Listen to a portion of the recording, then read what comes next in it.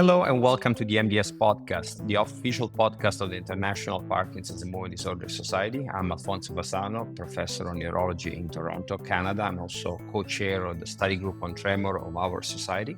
And I'm the guest editor for this new special series on tremor. Today, I'm interviewing Petra Schwingenschuh, who is a neurologist from Medical University of Katz in Austria. And she's here to discuss with us the phenomenology of tremor. The title of this podcast is So Common, So Difficult, the Phenomenology of Tremor. Welcome, Petra. Thanks for joining us today. Thank you very much for the invitation.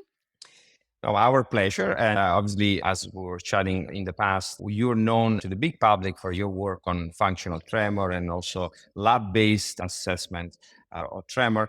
But today we're going to dive into the clinical aspects of tremor more in general. As the title says, this is a common condition that we all deal with, but it can be quite challenging to diagnose on clinical ground. So let's start with a very simple but a quite broad question to you, which is, let's say someone with tremor shows up to your office, enters your office. So what's your first impression? How do you approach someone with tremor? Yeah, the way I approach a new patient with tremor is starting asking some questions that I think are very important, which is the first one: when did the tremor start? Did it start suddenly, or did it arise slowly and then maybe progress over time? Which body part was affected first? Is it the same now, or are now more body parts affected? When does the patient notice the tremor? Is it a tremor that occurs during rest, or does it occur when he or she holds something or is doing some activity like riding, for example? And then I ask some other questions with regard to family history. Is somebody else in the family who might have a tremor or another movement disorder? Does the tremor respond to alcohol? Does it get better with alcohol consumption? Is the patient already taking any medication for the tremor or any other medication which might have another influence on the occurrence of tremor? And then also during interviewing, I already observe the patient. And then when I start the clinical examination, I like to have a chair with an armrest where the patient can put the arms on and the hands hanging freely so that the arms really are in a resting position. If this is not available, I ask the patient to put the arms on his or her thighs. And then I first have a look if there is a tremor at rest and which body parts are affected, because this already helps me in my mind to get some differentials done at first. So is the head affected, the arms affected, the legs? Is it a asymmetric tremor? Is just one body part involved, or is it something already addressed that involves, for example, both limbs? And then I ask the patient to put the arms forward, to have them outstretched at shoulder level at first. And I look again, is there a tremor at postural tremor? Is it there already in this position? Then I look at another position. So I like to ask them to have the arms in a wing beating position. And I have a look, okay, is it the tremor maybe increasing now in another position? And then I look at the tremor during action. So usually I do finger nose testing. So I like to have them just in a sitting position, because this is the usual way I'm examining patients. I have them to have their legs outstretched and look if there is a postural tremor there. And then I ask them to hold a tone like to see if there is a voice tremor. And then I think it's very important to have that they are doing some tasks. So at least I have each patient to draw a spiral and to write a sentence so that I can judge how is the tremor during this task. And then I always go with them to the sink and give them a glass of water and another glass and ask them to pour the water from one glass to the other and drink, actually, so that I get an idea of how the tremor is during those daily activities. Very good. So this is very useful. And obviously, you start from the history taking and then you move on to the examination. In the examination, do you usually use a scale or how do you take note of the tremor? Do you use numbers? Do you refer to an existing assessment tool? Yeah, so actually, I like to have a scale so that I don't need to take more notes, more written notes. So I think it's easier actually to have a scale if it's a patient with a postural or kinetic tremor. I like to use the Tetra scale. And if it's a patient where I'm suspecting PD, I like to have the UPDRS and to make some crosses because I think it's quicker actually for me than remembering everything. And sometimes, if I'm in a rush, I take notes and would write if it's a mild, moderate, or severe tremor. Okay, thank you. And so a few other things I would like to ask, because you mentioned lower limb. Lower limb tremor is not as common as we used to think, maybe, or for sure less common than arm tremor or upper limb tremor. But when you assess the leg tremor, you still keep the patient on a seated position, or do you ever ask them to lie down? How do you do that? So if I'm in the possibility where I can have them lay down, I would lay them down and examine the postural tremor of the legs in a lying position. But I sometimes I think this is for all of us. It's not possible if you're in a rush or you don't have the possibility in the office. So then I just get them in the sitting position to have their Mhm. legs outstretched. And then of course I like to also examine the tremor again in an action position, so I have them stand up, look if the tremor is there, or also if it's there during knee heel shin test and during walking. So that would be my approach to the legs.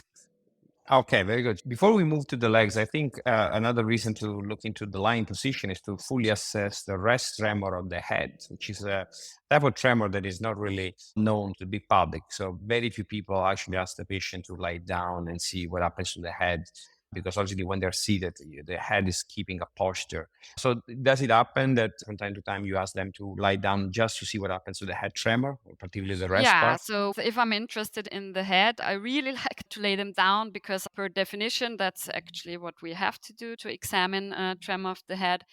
And then, with regard to the head, it's also very important to see in which, if they're again standing or sitting, in which position I can see the head. So, is it there in a neutral position, or does it occur in a specific position, like with a rotation or tilt of the head?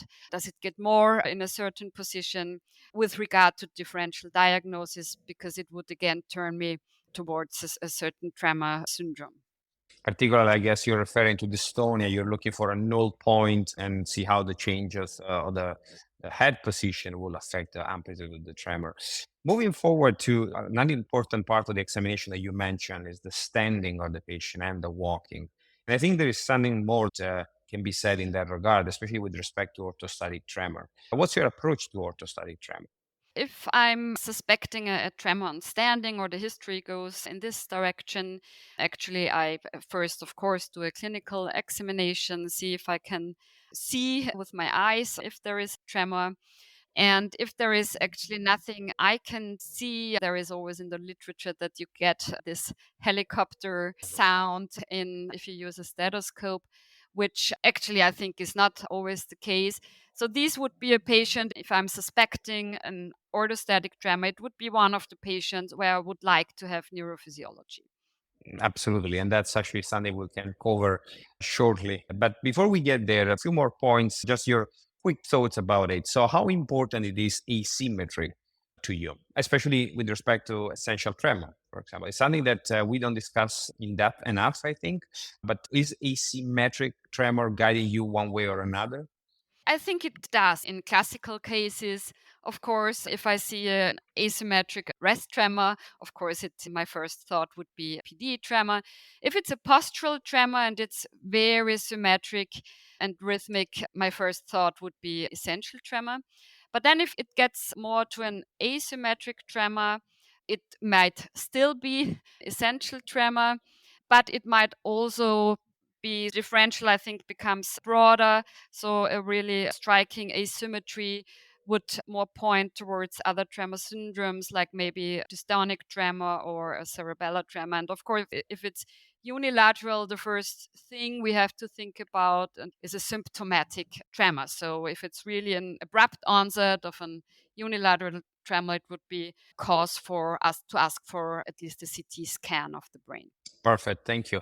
And another quick practical point I would like to hear from you is the issue of which I struggle with sometimes of the transmission, the mechanical transmission of the tremor from one segment of the body to another. Let's say someone with a very severe right hand tremor, and then you see some tremor on the right leg, and you don't know whether this is coming from the mechanical transmission from the upper limb or really there is a tremor in the lower limb. Is there anything in particular you do to disentangle this type of situation? Actually, what I like to do is to get the patient in different positions to see if this helps with these questions. But I think in patients with a high tremor amplitude, with severe tremors, this is always a very difficult question. So, if it's really some intrinsic tremor of this extremity or if it's transmission. Very good. Okay, thank you. And so moving on, there are important points that I would like to discuss with you. From a clinical standpoint, you can give us a few clues towards the very common situation of a functional tremor. And lastly, approach tremor from using neurophysiology. You mentioned the use of neurophysiology for the orthostatic tremor, but we know obviously also from your work that neurophysiology can be used for functional tremor. So can you tell us a bit more about functional tremor on a clinical ground and then how neurophysiology can be used for functional and other tremors? Yeah, so I think the first thing is just to think about it, that it's an existing and common condition.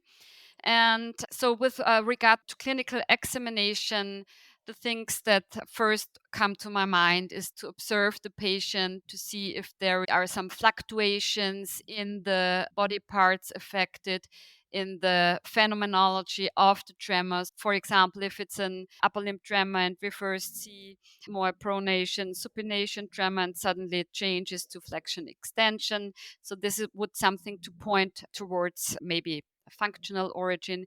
And then the main thing really is distractibility. So if I observe that tremor stops, for example, during a conversation or while I'm doing for a task with the other hand and the tremor stops, this gives me a clue. Or if the tremor stops during mental distraction. So these are like the general things. And then if I'm already suspecting a functional tremor, I'm also doing a tapping test to look for entrainability.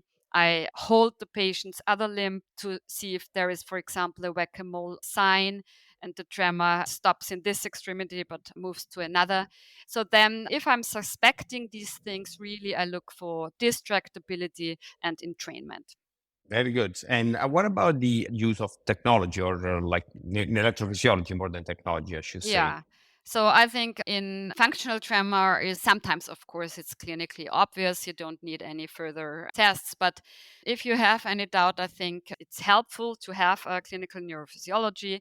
First of all, to look for things that you're already looking for clinically. Again, to look if there is distractibility during, for example, a tapping task. Then to also note if the patient is performing the task correctly, because a wrong performance is another clue towards functional origin. And then to see what happens to the other hand. So it's always important to record from both hands, to have one hand tapping and see is the tremor on the other hand, for example, changing. And in addition to this, we look at co contraction because in functional tremor, we typically have a co contraction and coherence between bilateral tremors, which is unusual for other forms of tremor. And these would be the main things I would look at with regard to neurophysiology.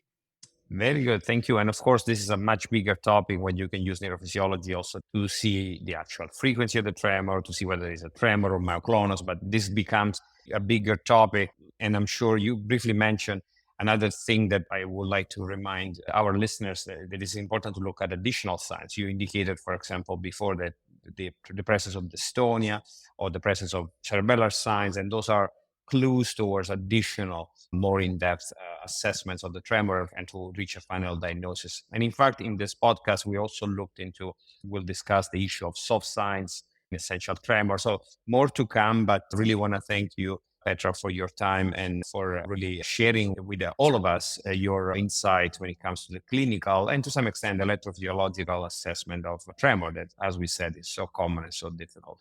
Thank you once again for accepting our invitation and for being part of this. Yeah, thank you. Our pleasure. And this was So Common, So Difficult, the Phenomenology of Tremor with Dr. Petra Schwingenschuh from the University of Katz in Austria. And stay tuned for the other episode of the podcast. Thank you all. The views and opinions expressed by the participants in this podcast do not necessarily reflect those of the International Parkinson and Movement Disorder Society or their affiliated journals, Movement Disorders and Movement Disorders Clinical Practice. Any disclosures of the participants can be found within the episode description located on the MDS website.